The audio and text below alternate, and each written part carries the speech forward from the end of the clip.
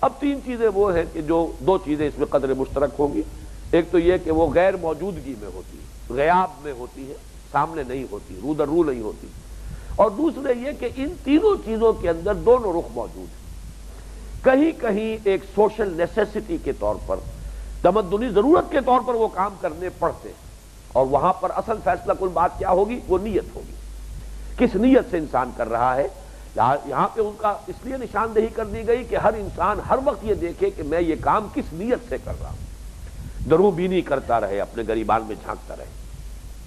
یا ایھا الذین آمنوا اجتنبوا کثیرا من الظن ان بعض الظن اثم.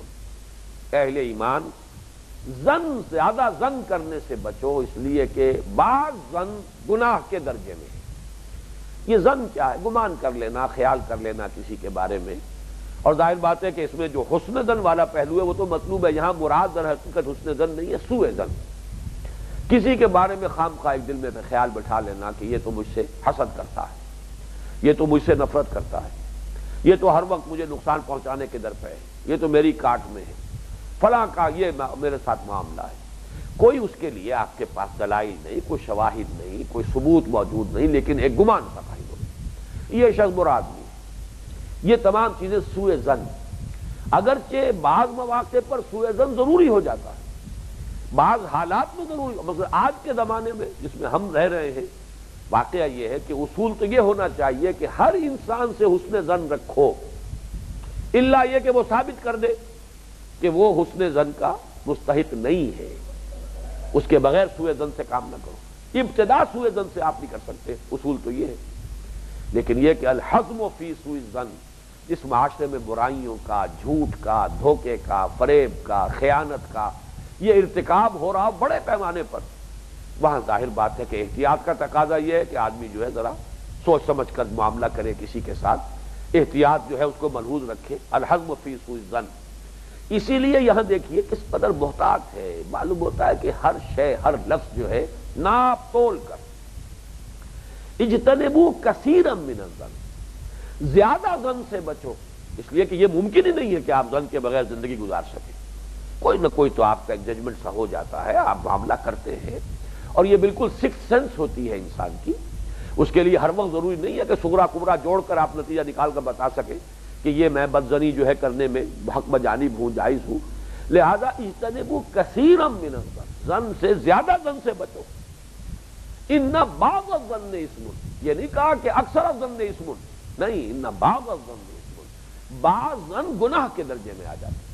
آپ نے ایک جو ہے سوء ظن قائم کر لیا، اور اس کی وجہ سے ظاہر بات ہے کہ آدمی کا طرز عمل جو ہے اسی کے مطابق ڈھل جاتا ہے. اگر آپ کو کسی کے ساتھ حسن ظن ہے، آپ کا طرز عمل کچھ اور ہوگا اس کے ساتھ. کسی کے ساتھ سوء ظن ہے، آپ کا طرز عمل بدل جائے گا، آپ کی اس سے گفتگو کا انداز بدل جائے گا. آپ ملاقات کریں گے تو آپ کے چہرے بشرے کا جو انداز ہے وہ مختلف ہوگا، اور ہو سکتا ہے کہ وہ ہو بالکل غلط بنیاد کے اوپر. اور آپ کو جیسے کہ معلوم ہے love begets love and hatred begets hatred. اگر آپ کے اندر سوء ظن تھا تو اس کا جواب بھی اس کے اندر بھی پیدا ہو جائے گا، اور اس سے وہ خلیج جو ہے اب وسیع سے وسیع تر ہو رہی ہے، وشس سرکل ہے جو بڑھتا چلا جا رہا ہے. تو اس اعتبار سے ان بعض الظن اثم، بہت سے جو ظن ہے وہ گناہ کے درجے تک پہنچ جانے والے ہیں. ولا تجسسوا، اور تجسس نہ کیا کرو. تجسس خام خواہ ٹو میں رہنا. اب دیکھیے تجسس بھی وہ چیز ہے کہ جو اجتماعی ضرورت نہیں ہے. انٹیلیجنس جسے آپ کہتے ہیں، جاسوسی جسے کہتے ہیں، دشمنوں کے حالات کی خبر رکھنا. خود اپنے معاشرے کے اندر بھی ایک ایسا نظام ہونا چاہیے کہ پتہ چلتا رہے، تاکہ آپ جس کو آپ کہتے ہیں نپ دی ایول ان دی بڈ، بجائے اس کے معاشرتی سطح پر، حکومت کی سطح پر، ریاستی سطح پر تو نظام ہونا چاہیے کہ کہیں کوئی برائی ہے تو فوراً اس کی اطلاع ہو جائے.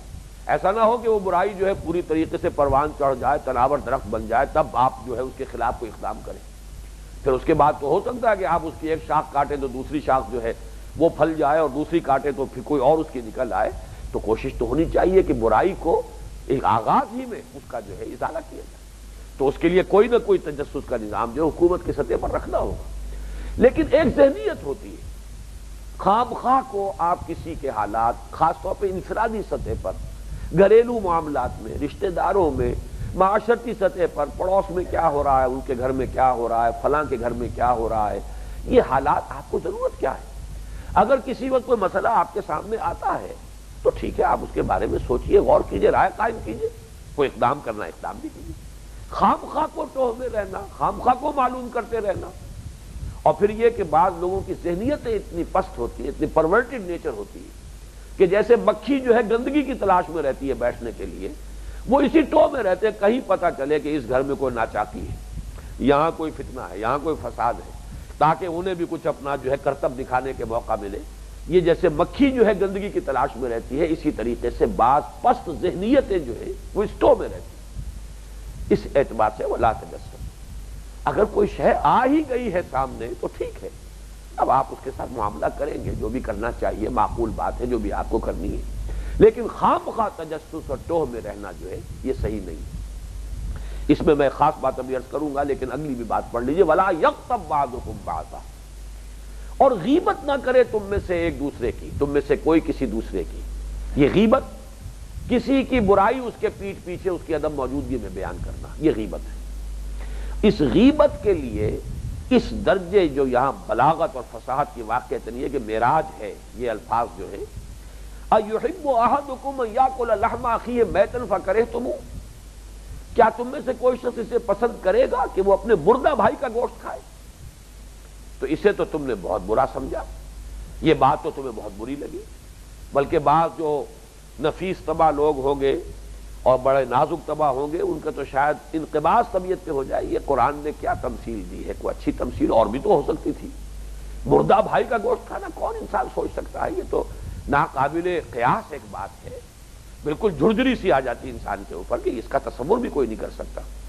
لیکن یہی حکمت ہوتی ہے کہ بعض چیزیں اخلاقی سطح پر اتنی ہی بڑی برائی ہے جتنی وہ بڑی برائی ہے، لیکن بعض چیزوں کا برا ہونا جو ہے وہ طبعاً ہمیں محسوس ہو جاتا ہے کہ یہ برائی ہے، بدبو آ رہی ہے کہیں سے، طبعاً جو ہے فوراً ناک پکڑیں گے، آپ بند کریں گے، بھاگیں گے۔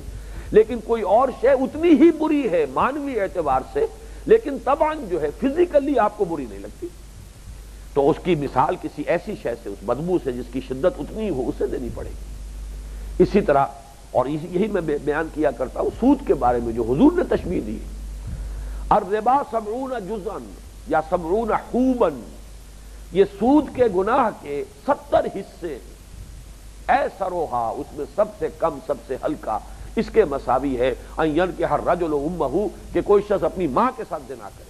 یہاں بھی جھرجھری آتی ہے۔ ایک شے سے آپ کو نفرت طبعاً ہے، دوسری شے سے طبعاً نفرت نہیں ہے، حقیقت کے اعتبار سے وہ اتنی ہی بری ہے۔ تو جب تک کہ اس پروپورشنیٹ نہ اس کی برائی سامنے لائی جائے، اس کی مثال دینے کے لیے آپ کے اندر اس کا احساس اجاگر ہو نہیں سکتا۔ یہ فصاحت اور بلاغت، اور پھر قرآن مجید کی میں نے مثال دی کہ اسی کی مثال ہے اَيُحِبُّ أَحَدُكُمْ أَن يَأْكُلَ لَحْمَ أَخِيهِ مَيْتًا فَكَرِهْتُمُوهُ، کیا تم میں سے کوئی شخص اسے پسند کرے گا کہ اپنے مردہ بھائی کا لاش پڑی ہوئی ہے اور آپ اس کی بوٹیاں کاٹ کاٹ کر کھا رہے ہیں؟ کبھی کوئی پسند نہیں کرے گا، جھرجھری آ جائے گی طبیعت میں، لیکن یہی کام آپ کرتے ہیں، بالفعل کرتے ہیں۔ اور دیکھیے اس میں اس قدر منطقی ربط ہے، جس کی لاش پڑی ہوئی ہے، جو مردہ ہے غریب، وہ اپنے دفاع پر قادر نہیں ہے، زندہ کے جسم سے بوٹی کاٹنے کی کوشش کرے تو آپ کو پتہ چل جائے گا کہ اس کے کیا معنی ہے، لیکن یہ کہ مردے کی لاش، مردہ پڑی ہوئی لاش جو ہے، اس سے آپ جدھر سے چاہیں کوٹی اڑا لیجیے، پاؤنڈ آف فلیش لے لیجیے، جیسے وہ پرانی ایک کہانی ہے، وہ سے 1 پاؤنڈ فلیش کاٹ لیجیے، 2 پاؤنڈ کاٹ لیجیے، جتنا چاہیں کاٹ لیں۔ زندہ جسم سے کاٹنا یہ بالکل دوسرا مسئلہ ہے کہ زندہ انسان جو ہے وہ اپنا دفاع کرتا ہے۔ اسی طرح جو شخص موجود ہے، آپ برائی اس کے سامنے بیان کیجیے، اب وہ اپنا دفاع کر سکتا ہے، ہو سکتا ہے آپ کو مغالطہ ہوا ہو، آپ تک کوئی غلط خبر پہنچی ہو، وہ اپنی کوئی وضاحت پیش کر سکے، کوئی ایکسپلینیشن دے سکے، اپنی عزت کا، اپنی آبرو کا وہ تحفظ کر سکے، کیونکہ موجود ہے۔ جب موجود نہیں ہے تو جیسے مردہ جو ہے وہ اپنے دفاع پر قادر نہیں ہے، ایسے ہی وہ بھی اپنی عزت پر ہونے والے اس حملے پہ سے اپنا بچاؤ کرنے پر قادر نہیں۔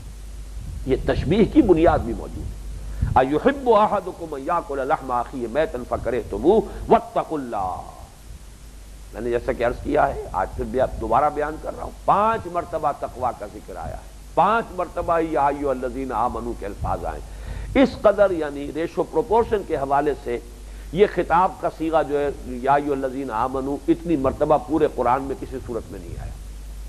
وہ تو میں نے بتایا تھا آپ کو کہ مکی قرآن تو تقریباً خالی ہے اس سے، یہ مدنی قرآن میں آتا ہے، لیکن 18 آیتوں پر مشتمل صورت میں یا ایھا الذین آمنوا 5 مرتبہ، اس کی آپ کو کوئی اور یہ ریشو پروپورشن کہیں نہیں مل سکتی۔ اسی طرح تقویٰ کی جو تکرار یہاں ہوئی ہے، ایک 18 آیتیں ہیں، لیکن جتنا 3 مرتبہ اتقوا فعل امر باقاعدہ صیغہ امر کی حالت میں، اور 2 مرتبہ اس کا ترغیب کا انداز، اور اس سے بھی زیادہ بلیغ، اس امر سے بھی زیادہ بلیغ انداز، واتقوا اللہ، یعنی یہ تمام احکام جو ہیں یہ جب تک تقویٰ نہیں ہوگا یہ سب سن لو گے اور سنی انسنی کر دو گے، بات دل کو بھی لگ جائے گی، ایک ذہن بھی قبول کرے گا، بات صحیح ہے، لیکن وہ تو ایمان اگر ہو اور تقویٰ اس کے نتیجے میں وجود میں آ چکا ہو تبھی در حقیقت ان چیزوں پر انسان عمل پیرا ہو سکتا ہے۔ واتقوا اللہ ان اللہ تواب الرحیم، یقیناً اللہ تعالیٰ بہت توبہ کا قبول فرمانے والا ہے، تواب اور رحیم ہے، رحم فرمانے والا ہے۔